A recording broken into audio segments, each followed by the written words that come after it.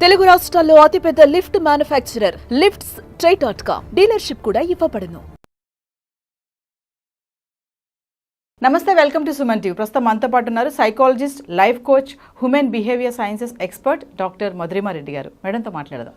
నమస్తే మ్యామ్. నమస్తే నవీన గారు. మ్యామ్, పెళ్ళికి ముందున్నటువంటి ఏదైతే ప్రేమ ఉంటుందో పెళ్ళి అయ్యాక అది కనిపించట్లేదని చాలా మంది ఒక కన్ఫ్యూజన్ అయితే ఉంది. అంటారు కదా, నువ్వు పెళ్లి ముందు నన్ను చాలా ఇష్టపడ్డావు, నన్ను అంత కేర్ తీసుకున్నావు, పెళ్ళి అయ్యాక నన్ను అంత పట్టించుకోవట్లేదు అంటూ ఉంటారు. ఎందుకు చేంజ్ అవుతుంది అంటారు ఆ లవ్ అనేది? అంటే ఫస్ట్ అండ్ ఫార్మోస్ట్ పెళ్లికి ముందు ఒకరి పట్ల ఒకరికి చాలా ప్రేమ ఉంటుంది, చాలా ఇంపార్టెన్స్ ఉంటుంది ఒకరంటే ఒకరికి. ఎప్పుడెప్పుడు కలుద్దామా, ఎప్పుడెప్పుడు వీళ్ళకు ఎక్కడికైనా తీసుకెళ్దామా, ఇలాంటి చాలా కేరింగ్ ఉంటుంది పెళ్లికి ముందు. మరి ఏమైనా ఫీల్ అవుతారేమో అనేసి అంత రెస్పెక్ట్ ఇస్తారు, అంత కేరింగ్ ఉంటుంది వాళ్ళకి, అంత టైం ఇస్తారు. పెళ్ళి అయిపోతూనే వాళ్ళలో వాళ్ళు తెలియకుండానే వాళ్ళకి ఒకరొకరి పైన ఆ గ్రాంటెడ్నెస్ వస్తుంది. అంటే నా భార్యనే కదా, నా భర్తనే కదా అని ఒక టైప్ ఆఫ్ కేర్లెస్నెస్ వస్తుంది. ప్లస్ దాన్ని గ్రాంటెడ్నెస్గా ఉంటుంది, అంటే గ్రాంటెడ్గా తీసుకుంటారు. అంటే కొన్నిసార్లు వాళ్ళు నా భార్యనే కదా అర్థం చేసుకుంటుందని కూడా అనుకుంటారు, నా భర్తనే కదా అర్థం చేసుకుంటారు అని. అక్కడ నుంచి వాళ్ళకి మొదలవుతుంది తర్వాత. సో అక్కడ నుంచి తర్వాత రెస్పాన్సిబిలిటీస్ కూడా పెరుగుతాయి ఇద్దరిలో. అంటే పెళ్ళైన తర్వాత బాధ్యతలు పెరగడము, ఇంట్లో బాధ్యతలు, తర్వాత ఫైనాన్షియల్ బాధ్యతలు, అంటే ఇల్లు, తర్వాత సంసారం నడపడము, తర్వాత వాళ్ళకు లోన్స్ ఏమైనా ఉంటే అవి నడపడము. అంటే ఫస్ట్ నుంచి 31st వరకు ఆ ప్లానర్, ఫైనాన్షియల్వి, ఈఎంఐస్ ఏమైనా ఉంటే అవి కట్టడం, అవన్నీ మార్నింగ్ నుంచి వాళ్ళకు ఉంటుంది కదా ప్లానింగ్, ఇవన్నీ ఉండడం, బాధ్యతలు పెరగడం. ఇంకేమైనా వాళ్ళకు ఇంకా తల్లిదండ్రులవి అవన్నీ పంపించడం, ఏమైనా ఫైనాన్షియల్వి, అన్ని బాధ్యతలు పెరగడము. తర్వాత వర్క్లో బాధ్యతలు పెరగడము, ఆఫీస్లో వర్క్లో బాధ్యతలు ఉంటాయి. సో పెళ్లికి ముందు ఏంటంటే ఒట్టి వీళ్ళిద్దరే ఉండేవాళ్ళు. ఆ టైం అంతా వీకెండ్ టైం వీళ్ళిద్దరితోనే మాట్లాడడము ఇదే సరిపోయింది. మేబీ ఇవన్నీ డిస్కస్ చేసిండరు. మేబీ నా గర్ల్ ఫ్రెండ్ ఏమైనా అనుకుంటుందో, పెళ్లికి ముందు గర్ల్ ఫ్రెండ్గా ఉన్నప్పుడు ఒట్టి గర్ల్ ఫ్రెండ్ మాటలే ఉంటాయి. మూవీస్కి వెళ్ళడమా ఇవే ఉంటాయి. అంటే అప్పుడు కాన్షియస్గా ఉంటారు, ఈ టాపికే మాట్లాడదాం, వెళ్తే 2 hours ఇదే టాపిక్ మాట్లాడదాం. పెళ్లికి ముందు సినిమాల గురించి మాట్లాడదాం, ఐస్ క్రీమ్ గురించి మాట్లాడదాం, కాఫీ గురించి మాట్లాడదాం, లంచ్ డిన్నర్ గురించి, అంటే ఇంప్రెస్ చేయడానికి ఉంటారు పెళ్లికి ముందు. ఈ టైం అంతా నా బాయ్ ఫ్రెండ్ ఇంప్రెస్ చేద్దాం, నా గర్ల్ ఫ్రెండ్ ఇంప్రెస్ చేద్దాం, చిల్ అవుట్ టైం ఆ టైం.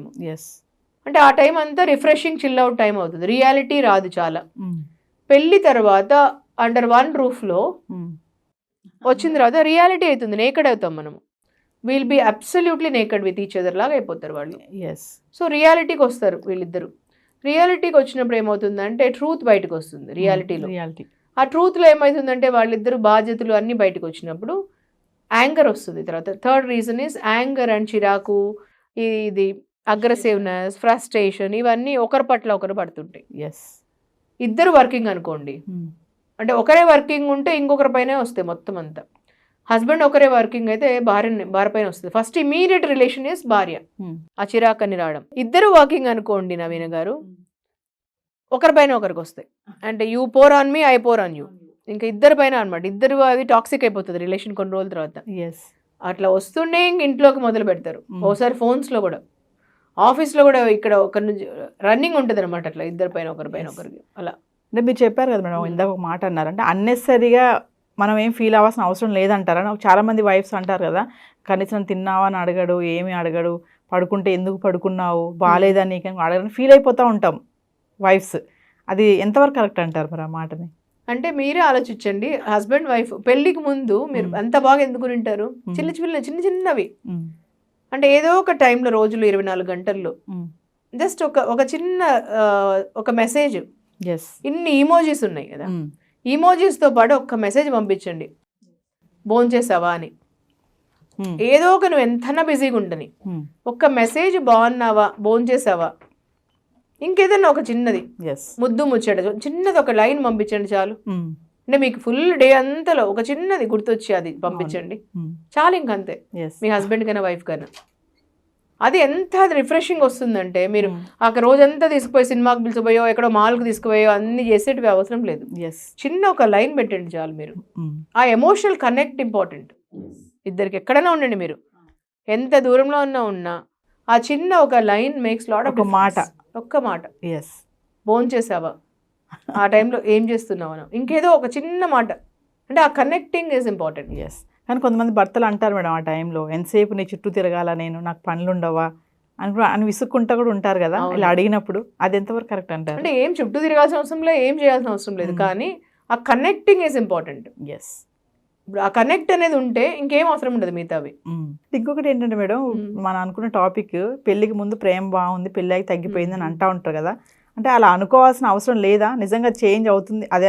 అదొక ఏమంటారంటే రూల్ అంటారు. ఇంకా అది పెళ్లికి ముందు అలా ఉంటుంది, పెళ్ళి అయ్యాక బాధ్యతలు అంటున్నారు, ఇవన్నీ అంటున్నారు కదా. సో ఇలానే ఉంటుంది రిలేషన్షిప్ అనేది అడ్జస్ట్ అయిపోతూ వెళ్ళిపోవాలి అంటారా? అది భార్యాభర్తల చేతిలోనే ఉంటుంది. వాళ్ళు ఎలా మర్చుకోవాలనుకుంటారో, ఎలా వాళ్ళు మౌల్డ్ చేసుకోవాలనుకుంటారో అలా ఉంటుంది.